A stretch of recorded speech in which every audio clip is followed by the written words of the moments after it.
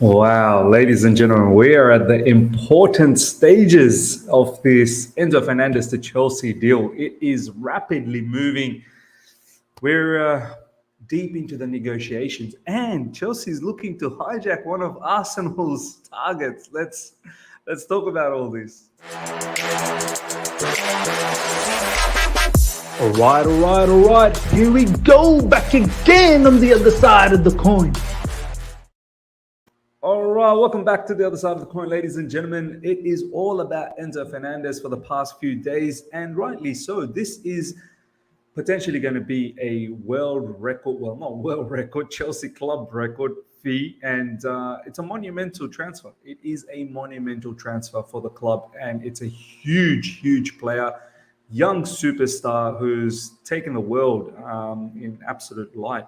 World champion with Argentina, and one of the most talked about midfielders in world football right now. So rightly so that it's taking up all the headlines in Chelsea news in recent times. Let's have a look at the latest, because I want to keep you guys informed about this particular transfer saga all throughout and exactly what is going on throughout the day on the matter, so we're well informed. This is the latest. Felix Johnston, who is a Twitter personality, but obviously has a lot of connection internally. He seems to know a lot about the youth academy, but also seems to have some inside details when it comes to Chelsea transfer news and whatnot. This is what he tweeted not that long ago, probably about 5 hours ago. Chelsea and Benfica have a verbal agreement for Enzo Fernandez. Fees around 120 million euros plus performance-related add-ons that take to around 130 million. Still, specification of the performance-related add-ons and structure of payment yet to be fully agreed, but blanket fees agreed. So it looks like Benfica is entertaining this. The player has said yes. We already know. Fabrizio Romano tweeted that probably about 12 hours ago. So we know from a player's point of view, he wants the move. It's now all about Benfica coming to the party and basically coming to the negotiation to see if we can get this done. And looks like they are starting to entertain this.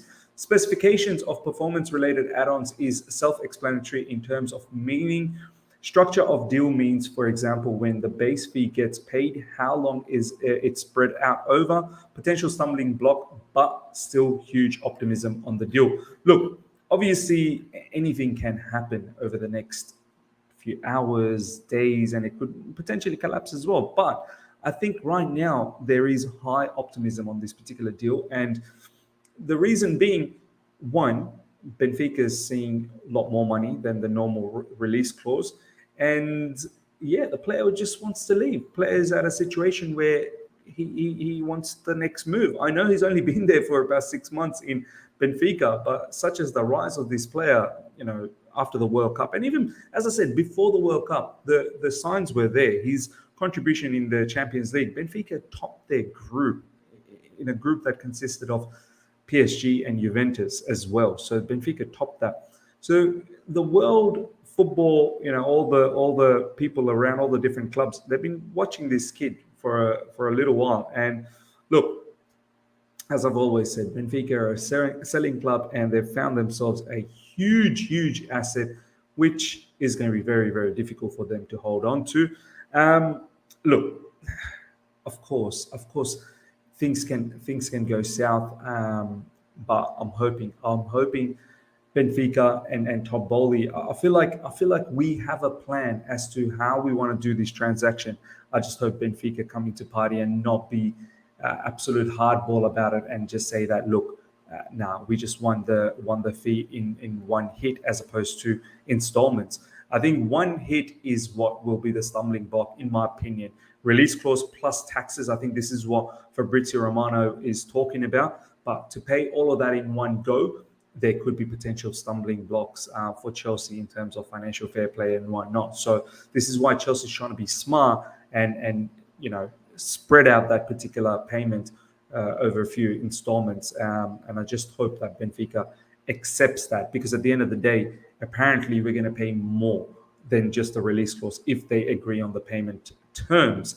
Now, few people are getting a bit annoyed about the fee. They're like, there's no way he's worth about 130 million, this, that, the other. Look, the fee is being touted in this vicinity because of the release clause. It's got nothing to do with the player, imposing such a high amount. It's the release clause. You're going to have to honor it.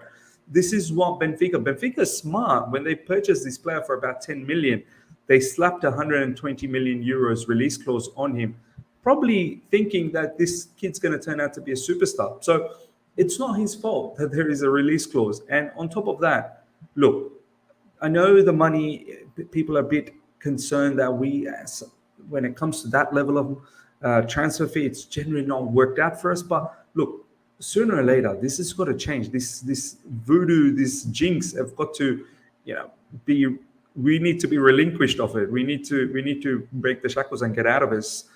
Surely, one of these days, one of these big moves for a superstar needs to work out for us. And look, he's 21. There's a lot of room for improvement. So I'm quite positive. A few people are also saying, what can we do this with our academy players, build them up, and then turn them into Enzo Fernandez? Look, it's not that easy, man. It's not that easy that we can just... And we've got a lot of academy players that are part of the first team anyway. So all the good ones are already part of the first team. Your Omari Hutchinson, Lewis Hall. If you look about even further back, Reece James, Mason Mount, so on and so forth. So Chalobah, they're all part of, whoever is good, they're part of the team anyway. It's not always that easy to just make our own Enzo Fernandez. When there is talent out there, you go out and try and get that particular talent. Enzo Fernandez has told Benfica he wants to move to Chelsea. This is from Jacob Steinberg. So even The Guardian, I believe Jacob Steinberg, he works for The Guardian. There you go. Yeah. So even they're now starting to say this. Enzo Fernandez will be a sub tonight. Negotiations continue between Chelsea and Benfica. Benfica say the reason is because he's just got back. So apparently he's in the bench for Benfica's match today. A lot of people are saying that, he's just come back, it's fitness and this, that, the other. But many are also saying, no, it's not, because there is a negotiation happening with Chelsea and they don't want to obviously risk him being injured and whatnot. So look, some very, very positive signs. Christopher Vivell, newly appointed technical director, is leading the negotiation for Enzo Fernandez, which is huge. He's just been appointed and he's been given the task to get one of the biggest superstars in world football right now. And this is a positive thing. When Todd Bowley is sending the technical director to go out there and do the job, we're very serious about this particular move, and I hope we get this done in January. There are some talks that perhaps we could look at this for summer if nothing sort of materializes, but I need this done now. I don't want to wait for summer. Right now, the matter is hot, so let's try and close the deal off. Chelsea and Benfica are negotiating the structure over the 112 million move for Enzo Fernandez. As you can see, I think previously it was talked about 105 million. Now it's gone up to 112. So we do want to pay more than the normal amount, which is absolutely fine. And I hope Benfica comes into the party. This is another latest from Fabrizio Romano. Winger, midfield, and centre-back are Chelsea's priorities. A right-back will depend on opportunity. See, I don't like that. I think a right-back is still necessary, man. I can't have Azpilicueta, running the show on that right side whilst Reece James is still injured for about another month. And God knows how quickly this time he's going to come around. I don't think we're going to force him to come back so quickly. It could potentially be more than a month. So I don't like how we're just going to be looking for opportunity. If there is an opportunity, we should go out there and get ourselves a right back more than anything. Also, Enzo deal will decide the budget Chelsea will have. We've said it. I think this is one of the reasons why we're trying to, look at a contract extension for Kante and also for Jorginho apparently as well, for both of them, because we don't, after a purchase like Enzo Fernandez, there's not going to be like a huge revamp for midfield. And to be honest, Enzo transforms the midfield himself anyway. I don't need another 2-3 players to come in and try and bolster the situation in midfield. I'm absolutely okay. Enzo comes in. If we want to give contract extensions to N'Golo Kante and Jorginho, depending on what the contract terms are, and nothing sort of ridiculous where it's 3+ 1 year with in excess of 150k, 200k. We've got to be reasonable with our terms and conditions with those contract extensions. But I've got no issues with it. I still think there's value in Kante. I still think there's value in Jorginho. Yes, at the same time, I thought this was perfect time to sort of move on and look for newer pastures. But right now, if we bring in Enzo and we don't have any other funds to accommodate for more players in midfield, then I'm absolutely okay with that. So, but the right-sided situation, I think we do need to take care of. Chelsea new directors have decided to go for Badiashile. Chelsea are negotiating 5 million add-ons at the moment. So, Badiashile is also getting done. That's probably one of the targets that I wasn't so keen on right now. But I do understand down the track a left-sided CB, knowing that we were looking to get Vardiol and we're potentially, in terms of the money side of things, we're not going to be, in the race for that particular player.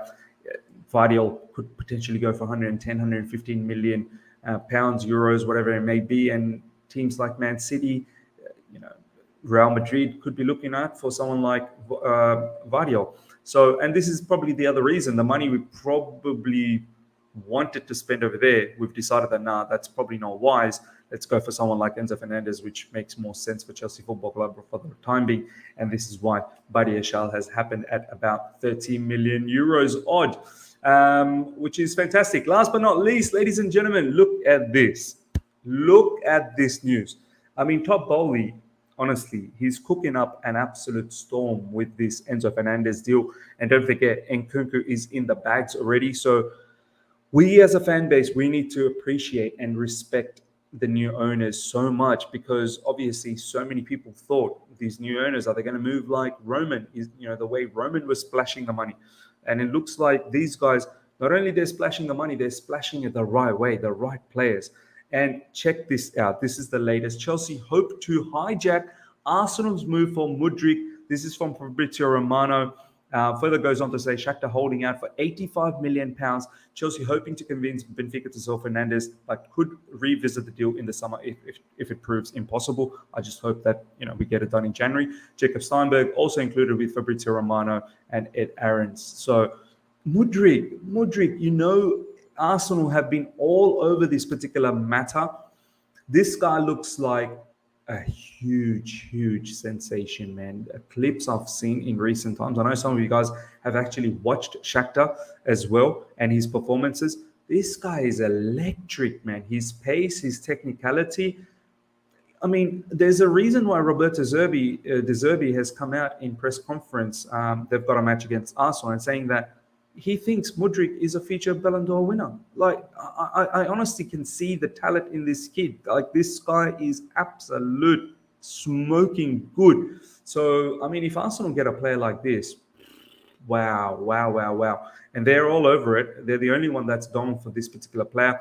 This player wants Arsenal Football Club as well. Look, as much as I admire that we're trying to hijack this particular player, and I admire Todd Bowley's ambition, I think this is probably something, a mechanism from Shakhtar's point of view to push Arsenal to pay up the money. It's a lot of money, £85 million for someone who plays for Shakhtar for the time being, but you can see the potential of the kid is unbelievable. If this happens though, if Chelsea somehow manage to hijack this player and get Enzo, God forbid. God have mercy on our oppositions and our rivals, because honestly, I think we will take over.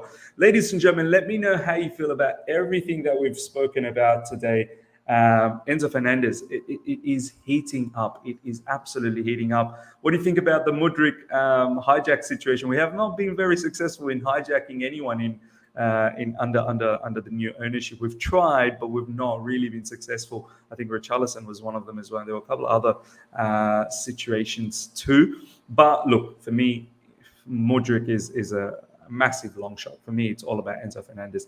Ladies and gentlemen, hope you guys have enjoyed this. Smash the like button if you're here for the first time. Subscribe, hit the bell notification to stay in touch with all my content. Let's get to 20,000 subscribers as soon as we can. Until next time, see ya.